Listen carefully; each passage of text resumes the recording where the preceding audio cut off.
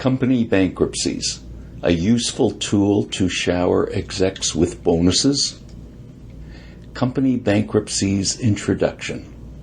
Company bankruptcies have been in the news during 2020. The ones that got the most attention were large U.S. retailers filing for Chapter 11 bankruptcy protection, their Canadian subsidiaries filing for restructuring, or pure Canadian retailers who needed to file.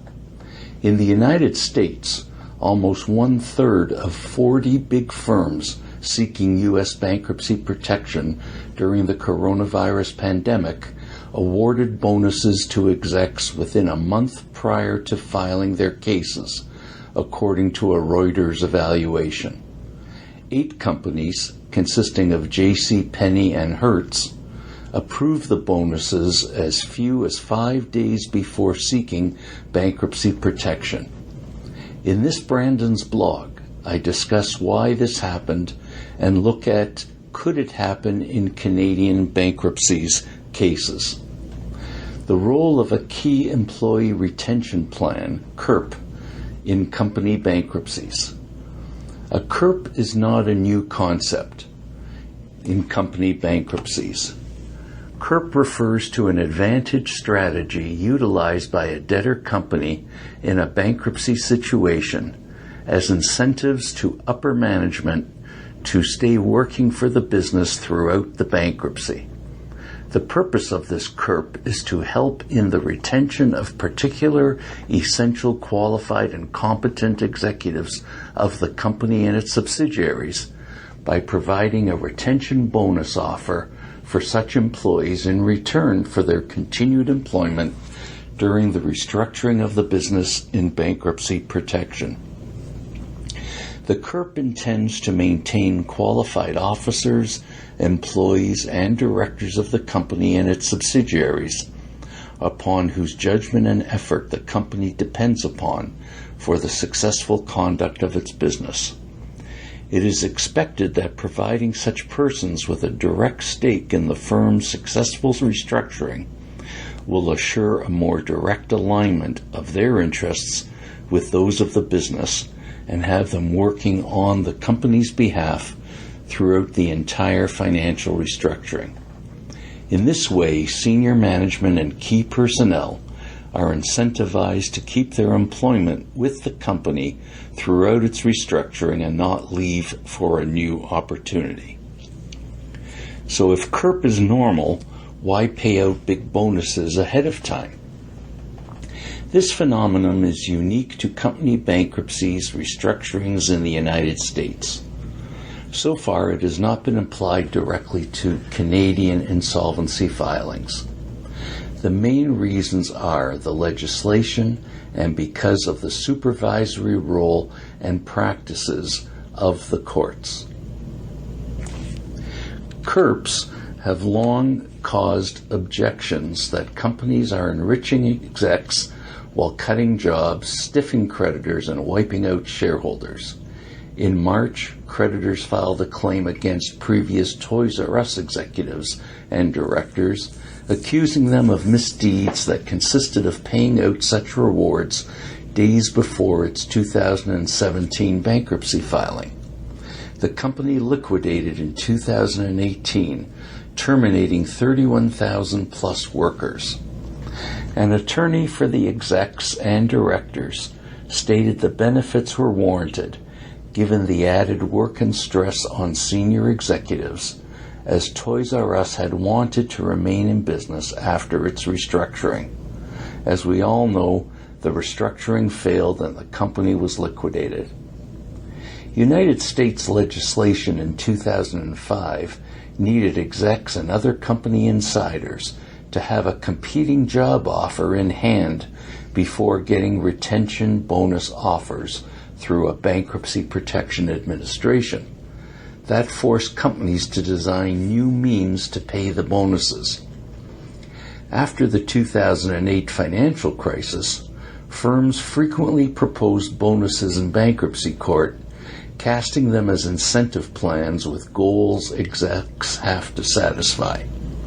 Courts mostly accepted the plans, ruling that the performance benchmarks placed the payment past the purview of the limitations on retention incentives.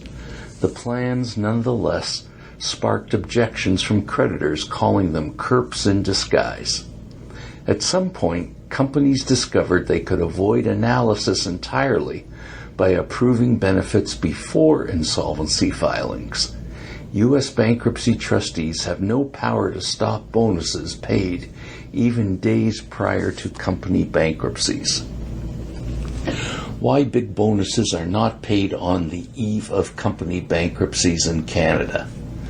As I mentioned earlier, the treatment of CURPs is really directed by the supervision of the court. A large Canadian bankruptcy protection filing that might involve a CURP is done under the Companies Creditors Arrangement Act Canada, CCAA. The Canadian legislation and therefore the decisions of the courts in Canada are different than in the United States. A financial restructuring under the CCAA is a collaborative effort in Canada. It is not as adversarial as in the USA. In a Canadian CCAA restructuring, a monitor is appointed by the court. The monitor, to a large extent, is the eyes and ears of the court.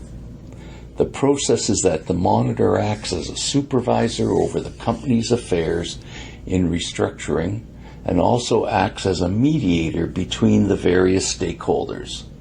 The court places a high degree of reliance on the monitor's recommendations. The court also expects its monitor to be in the middle of all important matters and make thoughtful and pragmatic recommendations. In Canada, the legislation does not directly address the issue of a CURP. Rather, the court will review the terms of a CURP put before it for approval. The court expects that hard evidence will be put before it to show why the CURP is required and will aid in the company restructuring, why the employees for whom it is being recommended qualify. The court will want to see that the CURP was negotiated, that key stakeholders had input, and there is not a one-size-fits-all plan for all the employees. Rather, individual employee characteristics have been taken into account. The monitor has been involved in the discussions and is recommending it to the court with reasons. The proper use of an appropriately calibrated reward plan is evident. Company bankruptcies cause staff members now in an insecure position to be prey to competitors able to provide the possibility of a stable and solvent workplace to people whose natural very first top priority is caring for their households. There is a danger that the top and mobile employees will certainly be cherry-picked, while the company in a restructuring might discover itself significantly handicapped in attempting to attract competent senior staff. Sometimes a restructuring can result in a court-supervised sales process. Employees might commonly find themselves being asked to bring all of their skills and devotion to the task of making themselves unemployed. Considering that many employers use a mix of base pay and profit-based motivations, company bankruptcies causing a restructuring may put greater demands on key staff, including covering for associates who have been laid off or who have actually left for greener fields. The main factors considered by the court being asked in company bankruptcies to approve a CURP. The main factors a court considers during company bankruptcies are whether the monitor recommends the CURP agreement and the cost. For the senior staff to which the CURP is being recommended, how realistic is it that they would seriously consider various other work choices if the CURP was not approved? Is the continued employment of the senior staff members for which the CURP is being recommended is essential for the security of the business and to boost the performance of the overall restructuring? Each employee's background with and expertise in connection with the debtor. Any problems in replacing each of the senior staff for the employees to which the CURP would apply. Were the CURP agreement and its cost authorized by the Board of Directors, including the independent monitor, as the business judgment of the board needs not be disregarded? Is the CURP agreement and change approved or consented to by secured creditors of the borrower, who might very likely end up paying for it? Are payments under the CURP payable upon the conclusion of the restructuring process, or are milestones built in that may or may not be realistic? These are the major issues that the court needs to consider when determining whether or not to approve a CURP. As you can see, in company bankruptcies in Canada resulting in a CCAA restructuring, the issues the court must consider are many. So far, business sense has prevailed in Canada, not requiring the shenanigans now taking place in U.S. bankruptcy restructuring cases. Company Bankruptcies Summary. I hope you found this Company Bankruptcies Brandon's blog interesting and helpful. The Ira Smith Team family hopes that you and your family members are remaining secure, healthy, and well-balanced. The Ira Smith Trustee Team is absolutely operational, and Ira, in addition to Brandon Smith, is readily available for a telephone consultation or video meeting.